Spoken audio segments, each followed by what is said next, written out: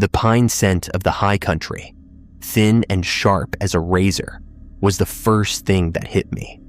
The second was the silence.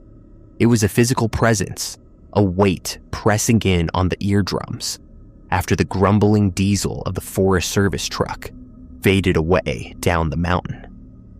I stood on the wooden deck of the Bitterroot Peak Lookout, a 70-foot tall skeleton of steel and sun-bleached wood, and watched the taillights disappear into the green gloom below. My new home. For the next 6 months, or for as long as I could stand it, this 80-square-foot box was my ticket out of a hole I dug for myself back in Missoula. The debt wasn't monetary, not really. But the mountains didn't care about the specifics. They just were. And this job was a form of paying penance with solitude.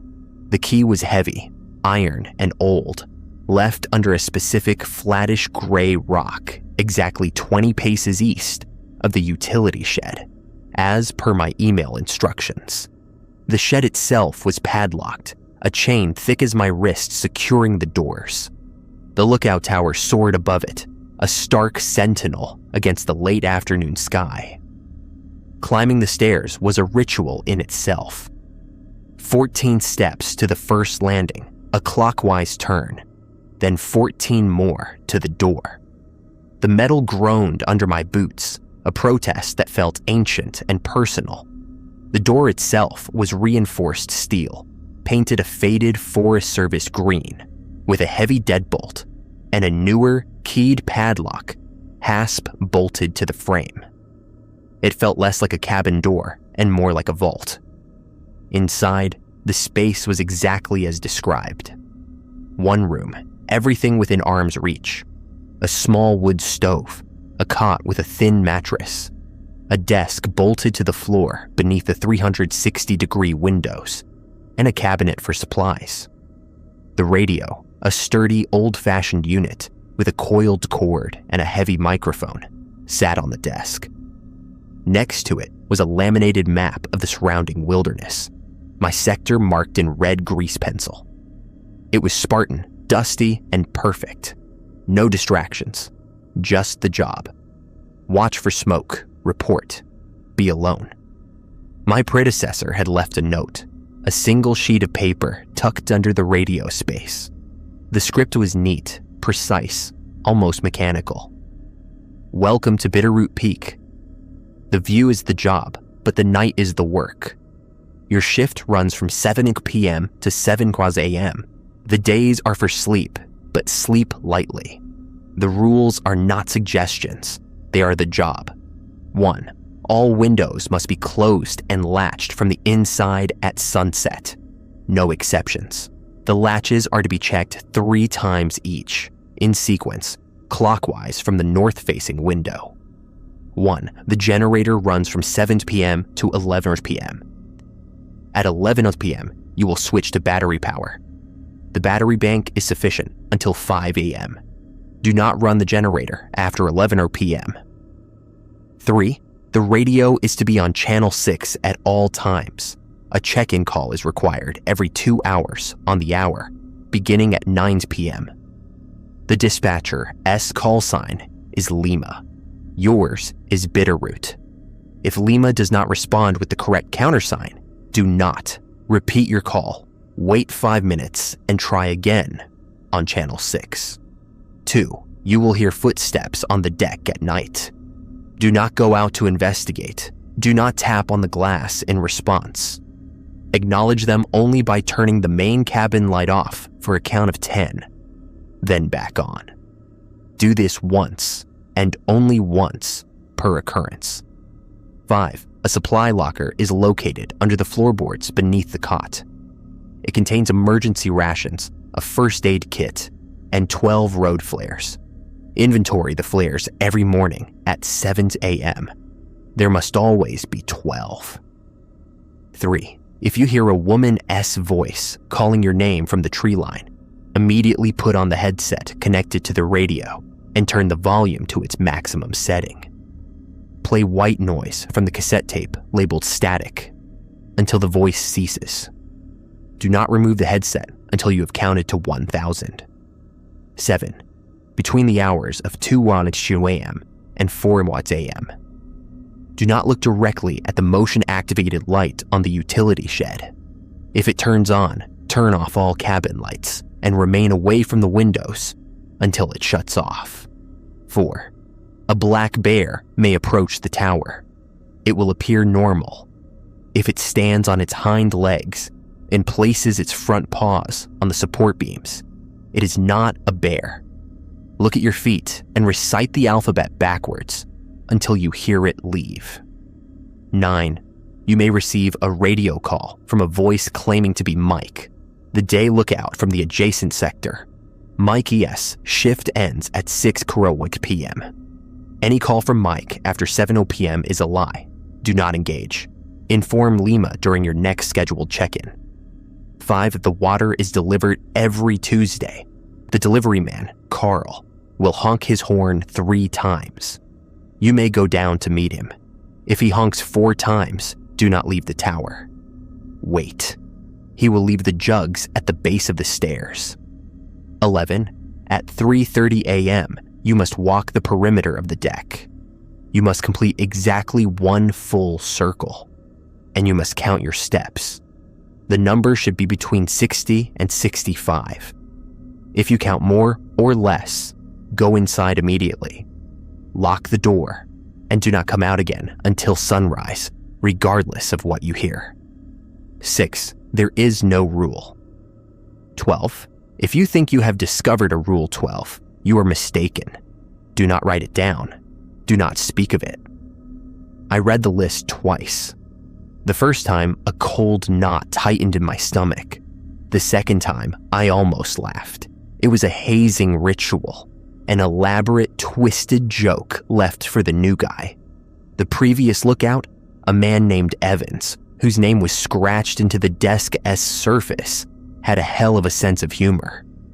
Footsteps on the deck, a bear that wasn't a bear. I crumpled the paper in my fist, the lamination crinkling in protest. I was here to work, to pay off my mistakes with honest solitude, not to play games with a ghost I'd never met. I spent the remaining daylight unpacking my duffel bag and familiarizing myself with the equipment. The radio had a certain heft to it, a seriousness I appreciated. I checked the battery levels, noted the fuel for the generator. I found the supply locker under the cot. It was all there. Tins of food, the medical kit, and a box of road flares. I counted them. 12, of course. Sunset bled across the sky, a spectacular wash of orange and purple that seemed to set the peaks on fire. True to the job, I scanned the horizon, my binoculars sweeping across the endless sea of dark green. No smoke, just the deep, settling quiet of the wilderness. As the last sliver of sun vanished, casting the world into a deep blue twilight, I remembered Rule 1. With a sigh of irritation, I began latching the windows. North, east, south, west. I checked each latch 3 times, my fingers moving in a deliberate clockwise circle. The final latch on the west window clicked into place with a solid, final sound. The cabin was sealed. I started the generator at 7 p.m. Its familiar, throaty rumble was a comfort, breaking the oppressive silence. I powered up the cabin lights and the radio. At 9 p.m., I made my first call. Lima, this is Bitterroot. Check-in, 9 p.m. The response was immediate. A woman's voice, calm and professional. Bitterroot, Lima. Countersign, Whiskey. Read you 5 by 5. Report status. Status normal. No activity. Acknowledged. Next check-in, 11 p.m. Lima out. The connection died, leaving only the faint hiss of the speaker. So far, so normal. The night deepened, the black outside the windows becoming absolute. My world shrank to the pool of light from the desk lamp, the hum of the generator, and the pages of a book I couldn't focus on. At 11 p.m., I made my second call, received the correct countersign Tango, and then, following Rule 2, I shut down the generator. The silence that rushed in was immense. The gentle electric hum was gone, replaced by the ticking of the cooling stove and the thud of my own heart. The battery-powered lights were dimmer, casting long, dancing shadows. This was the real shift. This was when the mountain took a deep breath. And then I heard it. A footstep on the deck. A single, heavy, deliberate thud on the planking. I froze, my book forgotten in my lap. My first instinct was to stand, to go to the window, to shine a light out there. It was probably a deer, a raccoon, something normal. But Rule 4 echoed in my mind. Do not go out to investigate. Another footstep, then another. They were slow, measured, making a circuit around the tower. Thud, thud, thud. They were too heavy for a deer, too regular for an animal just wandering by. They were the steps of something taking a stroll. My hand hovered over the switch for the main cabin light. This was ridiculous. It was part of the joke, but the note had said the rules were the job. And if I wanted to keep this job, maybe I played along just this once. With a feeling of profound foolishness, I reached over and flipped the switch. Darkness swallowed the cabin. The footsteps stopped. I counted in my head. 1 1,000, 2 1,000. The silence was heavier than before, a listening silence. I could feel the presence out there, just beyond the glass, waiting. 8 1,000, 9 1,000, 10 1,000. I flipped the light back on. The footsteps did not return. I sat there for a long time, my ears straining, but all I heard was the wind, a low moan through the guy wires. I had followed the rule. The anomaly had ceased. It was just a coincidence, of course. A bear, startled by the light going off, had wandered away. That was all. But for the first time, the knot in my stomach wasn't from the memory of my old life. It was from the quiet, certain knowledge that the list was not a joke. Evans hadn't been a prankster. He had been a survivor, and he had just passed the baton. The next week settled into a strange, dual-layered routine. By day, the job was exactly what I'd signed up for. Vast, empty skies, the hypnotic sweep of the horizon with my binoculars, the simple, clean fatigue of physical solitude. I learned the patterns of the light, the way the shadows pooled in the valleys by mid-afternoon, the names of the distant peaks from the map. It was beautiful, in a stark and unforgiving way. The nights were a different profession entirely. The rules were my nightly briefing. At 11 p.m., I killed the generator and embraced the battery-powered quiet. The footsteps came almost every night, always between midnight and 1. I performed the light ritual without hesitation now, a strange, silent communication with the dark. Once, the motion light on the shed blazed to life around 2:30 a.m. I didn't look. I turned off my lights and sat in the dark, my back against the wall, until the yellow glow from outside vanished. Another time, a low feminine voice drifted up from the trees, calling my name with a haunting familiarity. My blood went cold, but my hands were steady as I fumbled for the headset and slotted in the static tape. The roar of blank noise filled my skull, drowning out everything. And when I finally removed it after a count of 1,000, the forest was silent again. I was becoming a creature of procedure. My days began with the 7 a.m. flare inventory. 1, 2, 3, 12. Always 12. I noted it on the log sheet. I checked the window latches 3 times each at dusk. I walked my 3:30 a.m. perimeter, counting my steps. 61, 62, 63. always within the acceptable range. The rules worked. Compliance was a shield. My check-ins with Lima were my only tether to a world that still made sense. The dispatcher, CS voice, always the same woman, was a model of efficiency. Countersign, Foxtrot. Countersign, Delta. She never asked about the rules, never deviated from the script. I began to wonder if she knew, if she was part of the system. The first real crack in my compliance came on a Tuesday, the day for water delivery. I heard the truck grinding its way up the access road long before I saw it. Right on time, it pulled into the clearing below, a beat-up Forest Service pickup. It honked 3 times, headed down the stairs, the fresh, empty water jugs in my hands. Carl was a large man with a thick, graying beard and a quiet demeanor. He helped me heft the full jugs from his truck bed. "Getting on all right up there?" he asked, his voice a low rumble. "It is quiet," I said, which was the truth, if not the whole truth. He nodded, looking past me at the tower. Evans lasted 10 seasons, a record. "What happened to him?" I asked, trying to sound casual. Carl wiped his hands on his jeans. "Retired. Moved to Florida, I heard. Too damn hot for me." He looked me directly in the eye. He was a stickler for the list. You should be too. So he knew. Of course he knew.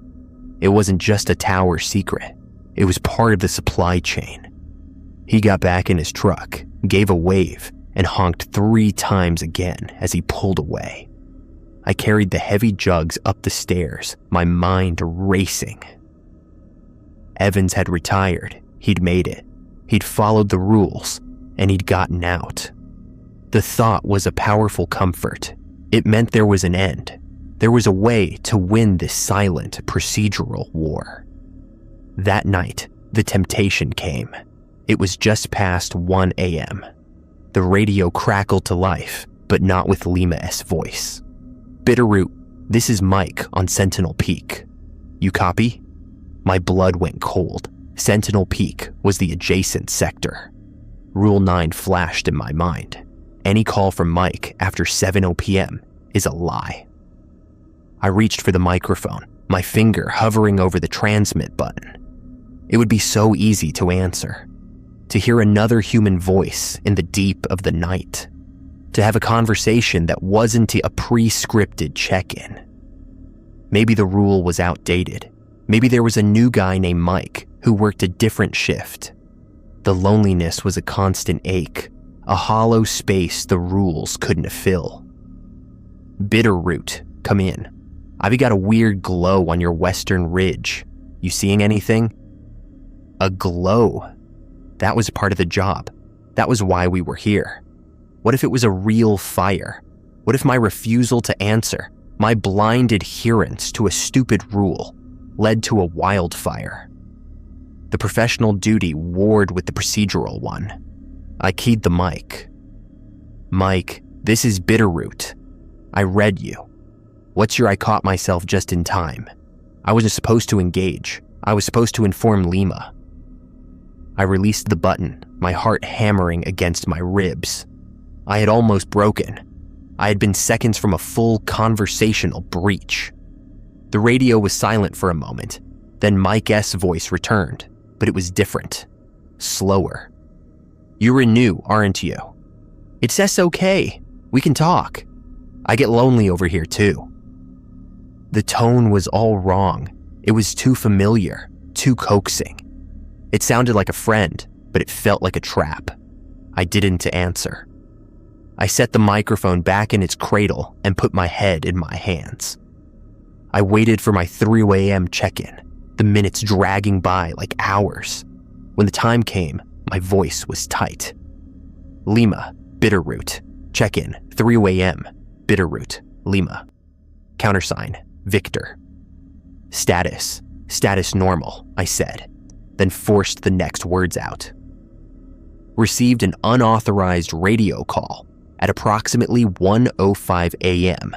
from a voice identifying as Mike from Sentinel Peak. There was a pause on the other end, longer than usual. Acknowledged Bitterroot. Do not engage. Continue monitoring. Lima out. The exchange was over, but the message was clear. I had passed a test. I had hesitated, but I had not fallen. The next morning, tucked into the same spot as the original list, was a new sheet of paper. The amendments. Your compliance is noted. The following amendments are now in effect. 7. The perimeter walk at 3:30 a.m. is now to be conducted with a lit road flare in your left hand. Extinguish the flare in the bucket of sand by the door upon completion. This now counts as one of your 12 flares. Replace it during the morning inventory. 8.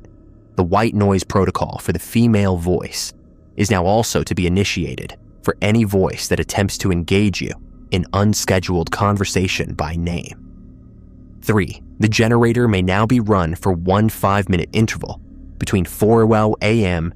and 4:10 a.m. to recharge the radio battery if levels fall below 50%. Do not run it longer. 4. If you hear 4 honks from a vehicle at any time, including during water delivery, you are to deploy all remaining road flares from the east-facing window, one at a time, at 30-second intervals. 5. The footsteps on the deck may sometimes be in a synchronized pair. The light off on protocol remains the same, but the count must be to 20. 9. There is still no rule. 12. The amendments were more specific, more demanding. They consumed more of my resources, more of my focus. The perimeter walk with the flare was an exercise in controlled terror, the hissing, magnesium-bright flame, pushing back a circle of darkness that felt increasingly hungry. But I did it. I followed the new rules, just as I had the old. The shield was holding, but it was getting heavier. The silence after the radio crackled off felt deeper than before, charged with the echo of my near mistake. The amendments list lay on the desk, a stark white accusation. They knew I had hesitated. They were tightening the screws. I picked up the new sheet, the paper cool and smooth under my fingertips. Your compliance is noted. It felt less like a reassurance and more like a warning. Compliance was the baseline. Anything less was unthinkable. The next perimeter walk was at 3:30 a.m. The flare felt alien in my hand, a stick of violent, hissing light. The familiar count of my steps was now a frantic mantra under my breath, competing with the sizzle of the flare. 58, 59, 60. The light threw monstrous, leaping shadows from the railings, making the familiar deck seem like an alien landscape. I could see nothing beyond the circle of its illumination, but I felt watched more intensely than ever. Completing the 63 steps, I plunged the flare into the sand bucket by the door. The sudden darkness was a physical blow. The afterimage burned onto my retinas. Inside, I immediately opened the supply locker. 11 flares. I took one from the box, my hand steady, and placed it with the others. 12. The ritual was complete. The cost was accounted for. Days bled into weeks. The procedures became my life's rhythm, a metronome of survival. Check the latches, inventory the flares, walk the perimeter, answer Lima, ignore Mike. The loneliness was a constant, gnawing companion, but I learned to feed it with routine, to drown it in the minutia of the rules. The anomalies became part of the landscape, just another weather pattern, the footsteps, sometimes a single set, sometimes the synchronized pair, as per Amendment 5. The light on the shed flaring to life at 3:17 a.m. one night, plunging my cabin into defensive darkness for 17 long minutes. I never saw what triggered it. I never looked. Then came the storm. It didn't build. It slammed into the mountain. One moment, the night was clear and cold, the stars like pinpricks in black velvet.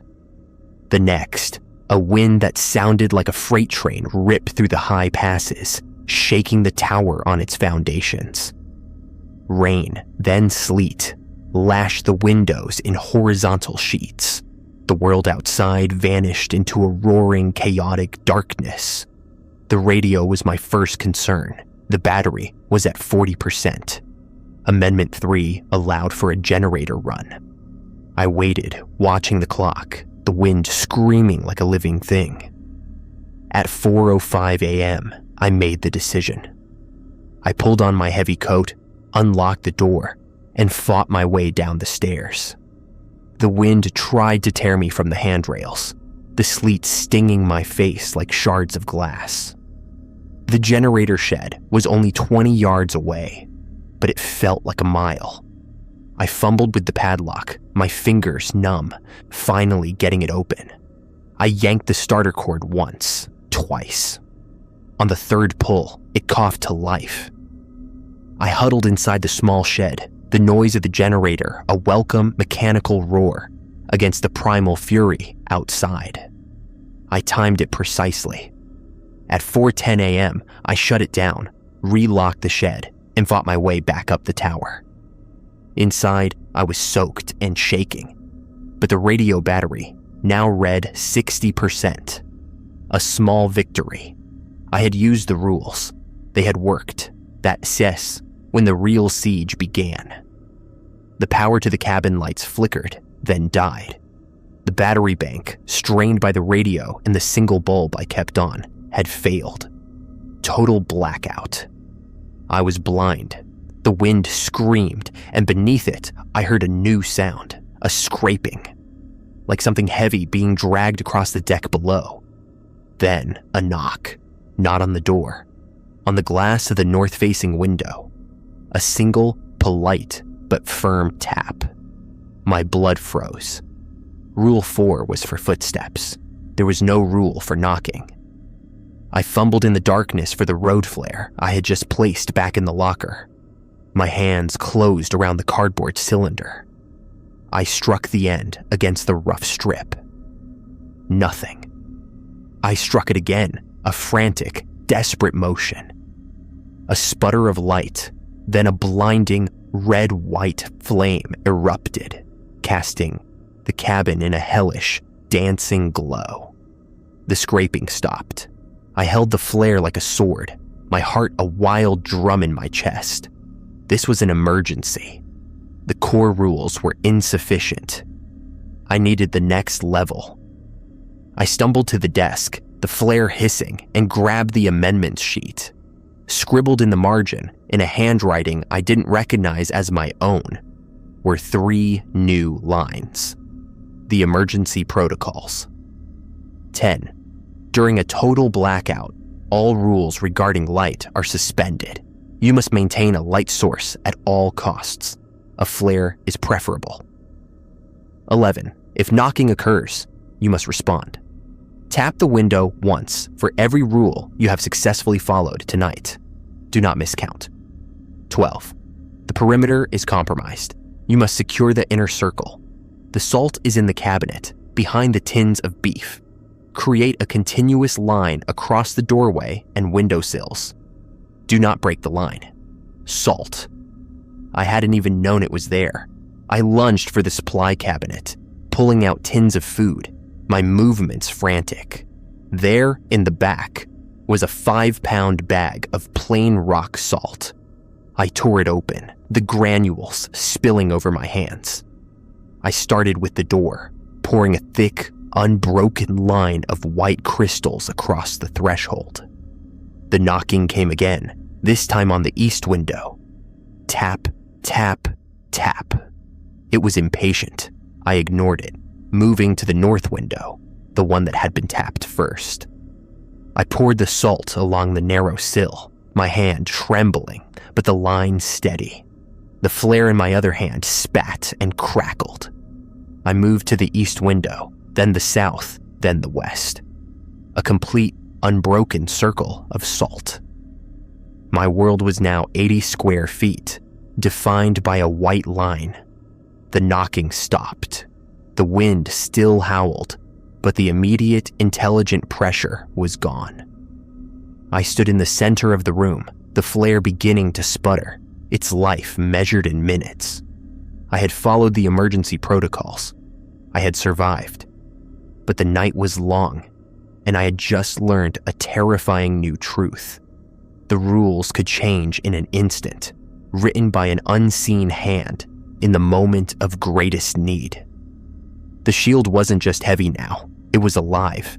The flare died, plunging me back into a blackness that felt thicker, more suffocating than before. The wind's scream was the only sound, a constant reminder of the chaos held at bay by a line of salt. I stood frozen in the center of the room, my ears straining for any sound beyond the storm. The scraping did not return, the knocking did not resume. My next move was dictated by pure procedure. The blackout was still in effect. Emergency Protocol 1. Maintain a light source. The flare was gone. I had 11 left, but they were my finite resource, my ammunition. I felt my way to the supply locker, my movements slow and precise in the dark. My fingers found the cardboard box, the familiar cylindrical shapes within. I took one flare, then reconsidered. I took 2 more, tucking them into the waistband of my pants. I left the locker open. Efficiency in the dark was everything. I used the second flare to find the kerosene lamp ID seen on a high shelf during my initial inventory, a relic ID dismissed as obsolete. My hands shook as I filled the reservoir, the smell of fuel sharp in the enclosed space. The match flared, and a soft, warm, golden light pushed back the oppressive dark. It was a weaker light than the electric bulb or the violent glare of the flare, but it was steady. It was sustainable. I placed it on the desk, its glow illuminating the salt lines, making them seem like sacred barriers. The storm raged for hours. I did not sleep.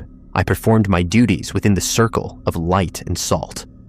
At 5 a.m., I conducted a radio check-in, my voice a dry croak. Lima, Bitterroot. Check-in, 5 a.m. The response was delayed, crackling with static. Bitterroot Lima. Countersign, Zulu. Status. The dispatcher's voice was strained, a first. Status compromised, I said, choosing the word carefully. Total blackout. Storm ongoing. I'm secure. Another pause, longer this time. Acknowledged Bitterroot. Maintain position. Dawn in 2 hours. Lima out. 2 hours. It felt like a lifetime. I sat on the edge of the cot, the kerosene lamp flickering, and watched the salt line at the door. I counted the granules. I traced the map with my finger, not seeing the lines. I was a machine in standby mode, conserving energy, waiting for the reset of sunrise. The first hint of gray touched the eastern horizon not a moment too soon. It was a feeble, washed-out light, but it was the most beautiful thing I had ever seen. The wind began to subside, its fury spent. As the world outside resolved into a scene of battered, rain-soaked forest, I finally moved. My body ached with a fatigue that went bone deep. The first order of business was the inventory. I opened the supply locker. I hadn't used 3 flares. I had 9 left. I noted it on the log sheet with a hand that was only now beginning to tremble with the aftermath of adrenaline. 9. Then I went to the door. I knelt and examined the salt line. It was pristine, unbroken. I did the same at each window, all intact. The barriers had held. It was only when I went to pour the remaining salt back into the bag that I saw it. On the outside of the north windowsill, the one that had been tapped, the wet wood was scarred. Not with scratches, but with marks. They were faint, as if burned into the timber by a cold finger. They formed a sequence, a single line, then 2, then 3, then a single line again. It was a count. 1, 2, 3. 1. The number of rules I had tapped back. I finished my duties on autopilot. I unlatched the windows as the sun rose, the triple check feeling more like a sacrament than a chore. I made my final check-in at 7 a.m., my voice flat. Lima, Bitterroot. Final check-in. Sunrise. No smoke. Status normal. Acknowledged, Bitterroot. Secure for day shift. Lima out. The connection died. The shift was over. I should have collapsed into exhausted sleep, but I didn't. I sat at the desk, the kerosene lamp extinguished, and I looked out at the morning. The forest was clean and sparkling, every branch and needle washed by the storm. It looked innocent. It was a lie. I took out a fresh sheet of paper from the desk drawer. I smoothed it flat. Then I began to write. I started with the core rules, copying them from the laminated sheet in my clearest, most precise handwriting. I added the amendments below, and at the bottom, I inscribed the 3 emergency protocols. I did not include the scrawled margin. I did not write about the marks on the windowsill.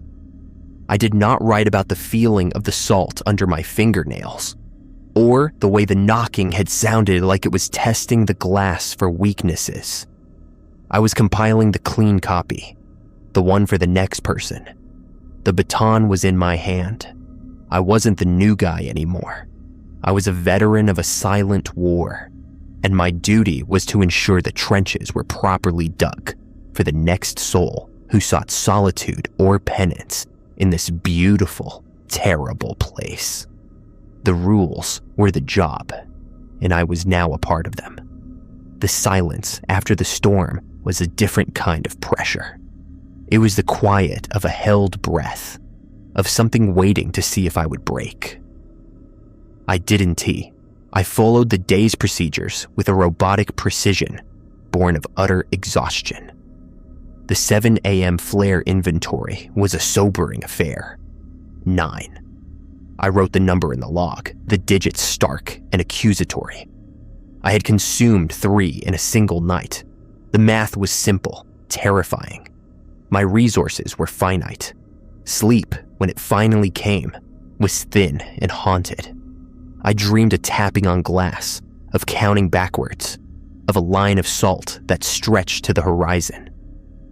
I woke with a start, my heart hammering, the afternoon sun slanting through the dusty windows. The cabin felt different. It was no longer just a workplace. It was a fortress I maintained, a set of rituals I performed to keep the wilderness at a polite, procedural distance. The next week was a study in hypervigilance. Every footstep on the deck, every crackle of static on the radio was processed through the filter of the rules. The voice that had called my name returned once, a plaintive feminine sound that seemed to coil through the trees. I had the headset on and the static tape playing before the second syllable was finished. The white noise was a roar in my skull, a wall I built between myself and the lure. When I removed it, the forest was silent, but I felt a new sensation. Not just fear, but a cold, professional satisfaction. I had executed the protocol perfectly. My perimeter walks at 3:30 a.m. became the focal point of my nights. The lit flare was no longer just a tool. It was a declaration. Its hissing light was a challenge to the darkness. I counted my steps with a monkish devotion. 62, 63, always within the bounds.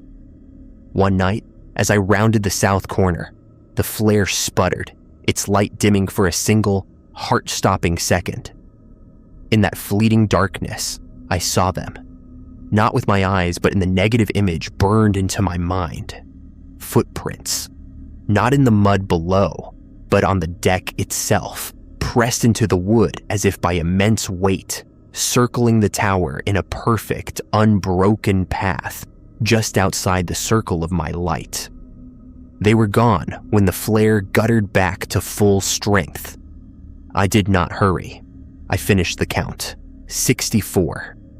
I plunged the flare into the sand bucket and went inside. My hand was steady as I replaced it with a new one from the box. The inventory was now 8. I did not write about the footprints in the log. Some things were between me and the mountain. The next temptation was more insidious. It came during a routine check-in at 1 a.m. The dispatcher's voice, Lima, was crisp as ever. Countersign, Romeo. Status? Status normal, I responded, the words automatic. Then her voice shifted. It dropped its professional cadence, becoming soft, almost intimate. You sound tired. It's a long night. You can tell me if it's getting to you. We can talk, just for a minute. It was the first time the script had ever broken. The offer of human connection, of a momentous respite from the relentless solitude, was a hook set deep in a part of me I'd thought I'd armored over. My throat tightened. I wanted to talk. I wanted to tell her about the storm, about the salt, about the hollow feeling in my chest. I keyed the mic, my finger trembling. And I remembered Amendment 2. The white noise protocol is now also to be initiated for any voice that attempts to engage you in unscheduled conversation by name. She hadn't used my name, but she had broken the schedule. She had offered conversation. I released the button. I did not speak. I sat there, the silence stretching, until the radio crackled again, the professional mask back in place. Acknowledged, Bitterroot. Next check-in at 3 a.m. Lima out. I put the headset on. I slotted the static tape. The roar filled my ears, drowning out the pounding of my heart. I had been tested again. The lure wasn't always a monster. Sometimes it was a kind voice in the dark. I counted to 1,000, the number's a lifeline. When I took the headset off, the cabin was silent, and I felt a little less human. The following Tuesday, Carl came with the water. The truck honked 3 times. I went down, the empty jugs feeling heavier than usual. He looked at me, his gaze lingering on my face. I knew I looked different, thinner, with shadows permanently etched under my eyes. Rough week? He asked, hefting a full jug. The storm was something, I said. My voice neutral. He grunted in agreement, heard it on the radio, knocked out power all through the valley. He set the jug at the base of the stairs. You were up here through the whole thing. It wasn't a question, it was an observation. I just nodded. He looked like he wanted to say more, but instead he turned back to his truck. He got in, started the engine, and then, instead of the 3 honks, he leaned on the horn. 1, 2, 3, 4. 4 honks. My blood turned to ice. Amendment 4. If you hear 4 honks from a vehicle at any time, you're to deploy all remaining road flares from the east-facing window, one at a time, at 30-second intervals. All remaining flares. I had 8. Carl was already pulling away, the truck bouncing down the rutted track. He didn't look back. Had it been a mistake? A slip of the hand? Or was this part of the test? The rules didn't care about intent. They cared about action. I abandoned the water jugs. I took the stairs 2 at a time, my heart a frantic drum against my ribs. Inside, I went straight to the supply locker. 8 flares.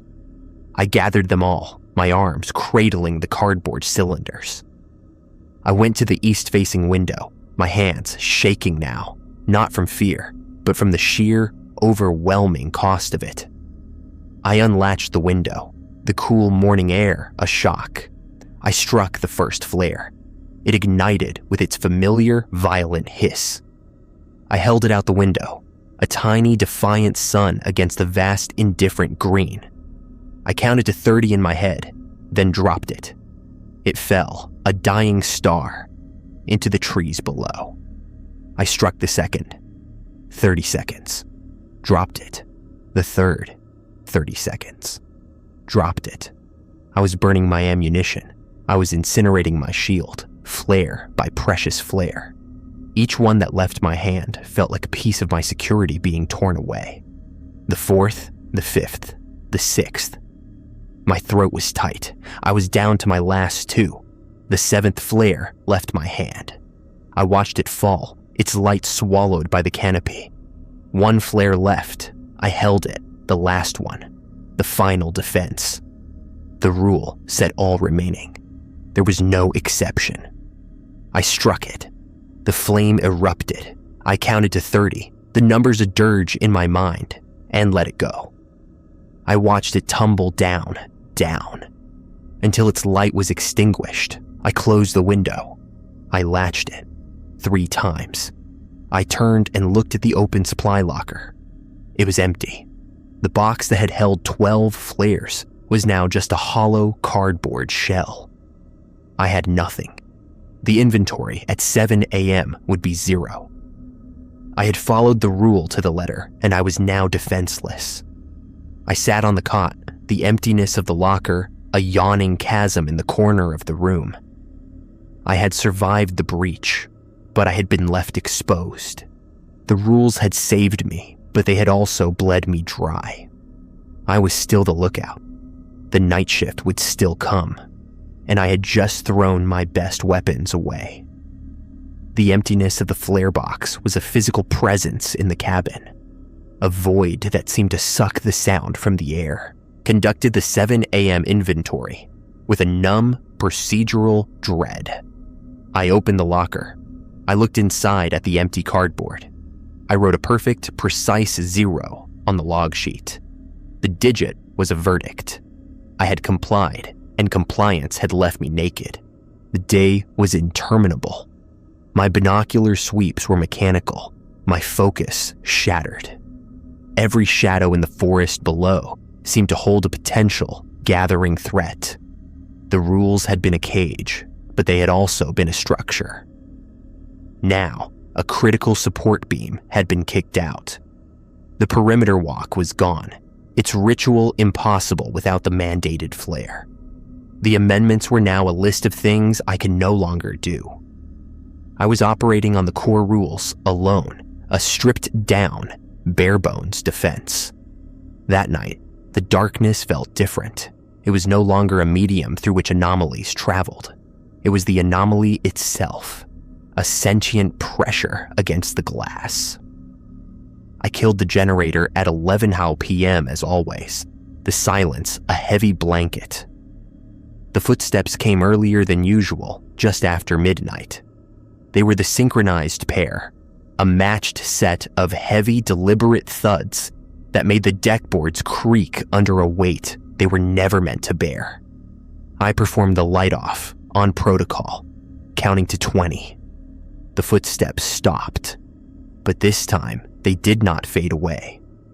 I could feel the presence out there, waiting, just beyond the salt line I had not needed to renew. It was patient. It knew I was diminished. At 2:07 a.m., the motion light on the utility shed blazed to life. My reaction was instinct, trained into me by weeks of repetition. I turned off the single cabin light and moved away from the windows, my back against the cool wood of the interior wall. I waited. 1 minute, 2. The yellow glow from outside persisted. At 5 minutes, a cold knot tightened in my stomach. It had never stayed on this long. Then a new sound, a scratchy, rhythmic noise. It was coming from the roof.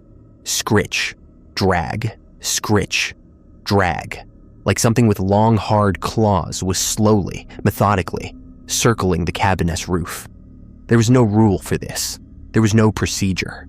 I was in uncharted territory, armed only with the foundational laws of this place. I stayed in the dark, my ears straining. The scratching continued its slow circuit. It completed one full circle, then started another. On the third pass, it stopped directly overhead. A single, sharp tap. Then a voice. It was the dispatcher S voice, Lima. But it was wrong. It was hollow, like a recording played back through a poor speaker, and it came from directly above me. Bitterroot, status report. The code word is Zulu. It was yesterday S countersign. Rule 9 flashed in my mind, but this wasn't T-Mike. This was Lima, or something wearing her voice like an ill-fitting skin. The professional part of my brain, the part that had been honed by the rules, screamed that this was a trap. But the part of me that was starved for confirmation, for a sign that the system still held, wavered. I did not answer. I remained silent, my fists clenched. The voice came again, a hint of static bleeding into the edges. Bitterroot, do you copy? We have a report of a fire starter in your sector. Confirm your position. A fire starter. My purpose for being here. It was the perfect lure, tailored to my duty, my reason for enduring all of this. What if it was real?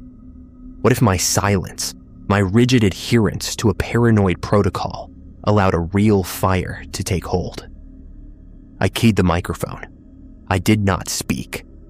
I held down the transmit button for a count of 3, sending a burst of empty air. A silent acknowledgement. It was a compromise, a desperate attempt to satisfy both the rule and my conscience. The scratching on the roof ceased. The motion light on the shed went out. The silence that followed was profound. I stayed against the wall, barely breathing, for a full 30 minutes. Nothing happened. Had it worked? Had my non-answer been answer enough? I risked a glance at the clock. 3:30 a.m., the time for the perimeter walk. The walk I could no longer take.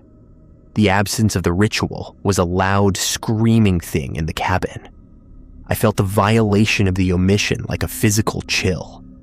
I had broken a rule not by action, but by inaction. I went to the east window, the one from which I had dropped my last defenses. I peered out into the blackness. At first, I saw nothing. Then my eyes adjusted. At the very edge of the tree line, 50 yards away, a single pinprick of light winked on. It was a dull orange ember, like the tip of a cigarette. It hovered at head height. It did not move. It just watched. I backed away from the window. I did not have a flare to deploy. I did not have a protocol to follow. All I had was the first, most basic rule: the latched windows. I went to each one, checking the latches again. North, east, south, west, 3 times each. The familiar mechanical action was a small anchor in a sea of terror. The orange light remained at the tree line until the first hint of dawn began to bleach the sky. Then it simply vanished, not like it was extinguished, but like it was erased from existence. The morning check-in with the real Lima was a study in surreal normalcy. Her voice was crisp, professional. Countersign, India. Status? Status normal, I lied, the words ash in my mouth. Acknowledged. Lima out. The shift was over. I had survived the night. But I had been marked. The thing outside had learned that my resources were depleted, that my rituals were compromised. It had probed my defenses and found a weakness. It knew I was running on fumes. I went to the desk and took out the clean copy of the rules I had been compiling. I picked up my pen. Below the emergency protocols, I began a new section. I did not title it. I simply wrote, "The perimeter walk is sacrosanct. If unable to perform with a flare, the ritual must be maintained by other means. Walk the interior perimeter of the cabin. Count the floorboards. The number is 48. The count must be correct. The voice may imitate Lima. It will use outdated codes. It will cite emergencies that feel real. The only correct response is scheduled silence.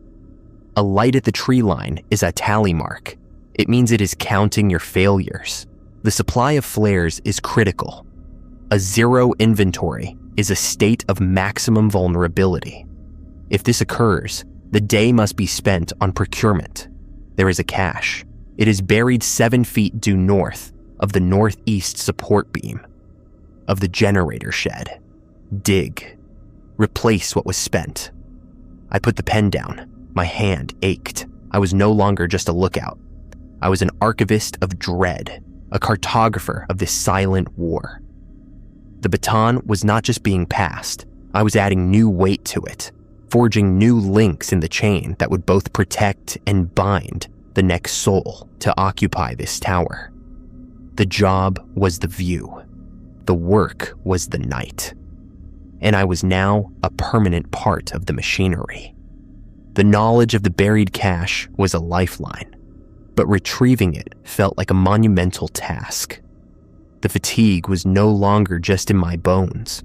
It was in my soul, a heavy sediment left by countless nights of fear. The sun was high, the forest looking deceptively benign, but the memory of that single, watching orange light was seared into my mind.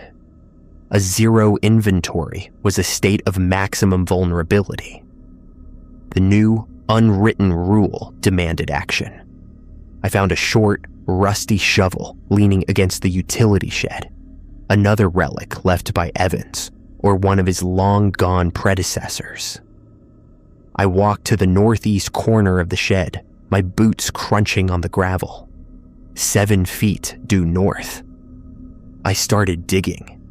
The earth was tough, tangled with roots and rocks, and my body protested every shovelful. It was slow, sweaty, mindless work. And for a few blessed minutes, I was just a man digging a hole, not a warden of the weird. The shovel blade finally clanged against something metal. I dropped to my knees, scraping away the damp soil with my hands. It was an old military ammo can, green paint flaking away to reveal rust beneath. The lid was sealed tight with a thick rubber gasket. I pried it open. Inside, nestled in a bed of waxed paper, were 24 road flares, twice my original allotment. They were older, the cardboard slightly faded, but they were intact. A treasure trove, a reinstatement of my shield. I felt a surge of something so profound it was almost dizzying, not happiness, but the grim satisfaction of a soldier resupplied. I carefully transferred 12 of them into the empty box in my supply locker. The inventory was restored. The number in the log was once again 12. The symmetry was deeply comforting, but as I closed the locker, my eyes fell on the map on the desk. My sector marked in red. And I noticed something I hadn't before, a detail so small it had escaped my notice for weeks. A tiny X in pencil, faint, almost erased, near the southern edge of my territory, right along a dry creek bed. It wasn't on any official legend. It was a mark left by a human hand, a secret. That night, armed with my replenished flares, I felt a sliver of my old confidence return. The footsteps came. I performed the light ritual. The synchronized pair paused, as if noting the change in my demeanor, then faded. At 3:30 a.m., I walked the perimeter, the hissing flare a welcome, familiar weight in my hand. 62 steps. I extinguished it, replaced it. The routine was reestablished, but the mark on the map was a splinter in my mind. A question. The rules were about defense, about reaction. They were a fortress mentality. The X was different. It was a point on a map. It was a destination. Over the next few nights, the anomalies began to shift in character. They became less about intimidation and more about communication. The knocking returned, but it was a rapid staccato pattern. Tap, tap, tap, tap. Pause. Tap, tap. It felt like a code. The voice from the tree line didn't call my name anymore. It whispered numbers. 4, 17, 23. The orange light reappeared, not at the tree line, but closer, maybe 30 yards out, and it would flash in sequences. 3 short, 1 long, 2 long, 4 short. It was trying to talk, and a terrifying, forbidden thought began to form in the deep, exhausted recesses of my brain. What if I talked back? The rules were clear. Do not engage, do not acknowledge. But the rules were born from a history of conflict I knew nothing about. What if Evans and all the lookouts before him had it wrong? What if this wasn't a war, but a stalemate born of a misunderstanding? The thought was a seductive poison, a siren song tailored to my loneliness and my growing, gnawing curiosity. The temptation crystallized during a long, quiet stretch between 1 a.m. and 2 a.m. The radio was silent. The deck was still. Then the woman's voice came from the trees, not calling, but speaking in a clear, calm tone. The prior occupant, Evans. He broke the final rule. He went to the mark on the map. The words hit me like a physical blow. My eyes snapped to the desk, to the faint X I had tried to ignore. How did it know? How could it know what I had seen? I stood up, my heart hammering. This was the ultimate lure. It was offering an answer. It was preying on the one thing the rules could not suppress: the human need to know why. I walked to the east window, my breath fogging the cold glass. The orange light was there, 20 yards away now, pulsing softly. I knew what the rules demanded: the headset, the white noise, scheduled silence. My hand went to the radio headset. I picked it up. The coiled cord felt like a noose. I looked at the orange light. I thought of Evans. Retired to Florida, Carl had said. Was that the truth? Or was that the story they told when a lookout simply vanished, when someone broke the final, unwritten rule? I did not put on the headset. Instead, I did something that broke every amendment, every protocol, every foundational law of Bitterroot Peak. I raised my hand and placed it flat against the cold glass of the window. For a moment, nothing. Then the orange light pulsed once, bright and fast, a single, silent acknowledgement. A wave of cold dread washed over me, so powerful I almost vomited. I had done it. I had acknowledged it. Not as a threat to be managed, but as an entity to be communicated with. I had breached the most important rule of all, the rule of separation. The orange light vanished. The forest was, once again, just a forest. But everything had changed. I had crossed a line, and I knew, with a certainty that froze the blood in my veins, that the siege was over. The negotiation was about to begin, and I had just given away my only leverage, my unthinking, absolute compliance. I had shown it I was curious, and in this place, curiosity wasn't just dangerous. It was an invitation. Please close this story now. The rest of the night passed in a silence that was no longer empty, but charged with a terrible understanding. I had reached out, and something had reached back. The familiar dread was now laced with a new, chilling anticipation. What happened next would be a direct result of my choice. The rules were no longer a shield. They were a history of someone else's war, and I had just declared a fragile, terrifying peace. At 3:30 a.m., I walked the perimeter with a lit flare. The 63 steps felt different. I was not just a warden performing a ritual. I was a surveyor, walking a newly agreed upon border. The forest felt closer, more aware. When I plunged the flare into the sand, the ensuing darkness did not feel like a victory, but a mutual retreat. Dawn came, a slow, gray wash. My final check-in with Lima was a hollow pantomime. Status normal. The words were ash. Nothing was normal. The world had tilted on its axis. I did not sleep. I sat at the desk as the sun climbed, its light failing to warm the cold knot in my stomach. My gaze fell upon the clean copy of the rules I had been compiling for my replacement. My pen was beside it.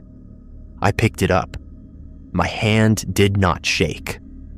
I added the new, hard-won amendments at the bottom. The ink stark against the paper. The cache exists. 7 feet north of the generator, sheds northeast beam. It contains 24 flares. Always restore the inventory to 12. The mark on the southern creek bed is not a fire risk. It is a grave. Do not go there. The anomalies may attempt communication, numbers, patterns. It is a test of resolve, not an offer of parley. Any acknowledgement is a critical breach. The final rule is this: you are not here to understand. You are here to watch and to wait, and to follow the instructions left by those who waited before you. Your curiosity is a weapon you must never unholster. I set the pen down. The document was complete. It was a better, clearer set of instructions than the one I had received. I had done my duty to the next in line. I stood and made a final inventory of the cabin. Latches checked, flares counted, radio battery at full charge. Everything was in its place. Everything was correct. Then I packed my duffel bag. I took only what was mine, leaving the rules, the maps, the supplies, all of it, exactly as it should be. I did not look back as I descended the 14 steps for the last time, the metal groaning a familiar farewell. I walked down the mountain road, the morning sun on my face, the weight of the silence still clinging to me. I was free. But I knew, with a certainty that would never leave me, that I was not just leaving a job. I was leaving a post, and I had written the manual for the next soul who would stand watch in that high, lonely place. A sentinel against the quiet, patient things that wait in the dark, just beyond the edge of the light. P.Os. End this movie. The finality of the latch clicking shut on the duffel bag was the only sound in the cabin. I had taken nothing that wasn't mine. The rules remained on the desk, a testament and a warning. The flares were 12. The windows were latched. The radio was silent. I did not allow myself a final look around. There was no nostalgia here, only a deep, cellular relief that my watch was over. The descent down the 14 steps was a shedding of weight. Each step away from the tower was a step back toward a world where footsteps were just footsteps, and a voice in the dark was just the wind. The Forest Service truck was waiting where it had left me a lifetime ago. The driver, a different man from Carl, merely nodded as I threw my bag in the back and climbed into the passenger seat. The engine roared to life, a vulgar, wonderful noise. As we bounced down the access road, I kept my eyes forward, refusing the impulse to look back at the skeletal tower receding in the mirror. We reached the ranger station by midday. The world was impossibly loud, bright, and full of people who moved without procedural intent. I signed my discharge papers, collected my final pay, and offered no explanation for my early departure. The supervisor, a man named Gable with a kind face, simply said, "It's not for everyone." He did not ask about Evans. He did not mention the rules. I boarded a bus headed east. The hum of the tires on asphalt was a lullaby. I slept for hours, a deep, dreamless sleep untroubled by knocking or synchronized steps. When I woke, it was dark again. But this was a different dark, a safe, transient dark, punctuated by the distant lights of farmhouses and the occasional glare of an oncoming car. Weeks later, I found myself in a small, quiet town, working a day job stocking shelves. The work was simple, mindless. No one gave me a list of rules. At night, I slept in a room with curtains I never closed, the streetlights painting soft stripes on the ceiling. But the mountain had left its mark. I still inventoried the cans in my pantry every morning. I still checked the lock on my apartment door 3 times before bed. And sometimes, in the dead of night, if a floorboard creaked or a siren wailed in the distance, my hand would still twitch with the ghost memory of reaching for a road flare that was no longer there. I had escaped. I had passed the baton. But I knew, in the quietest part of myself, that the watch never truly ends. It just changes hands. And somewhere, high in the Montana wilderness, under a canopy of endless stars, another lonely soul was climbing a set of groaning stairs, about to find a sheet of paper on a desk and begin their own long, dark shift.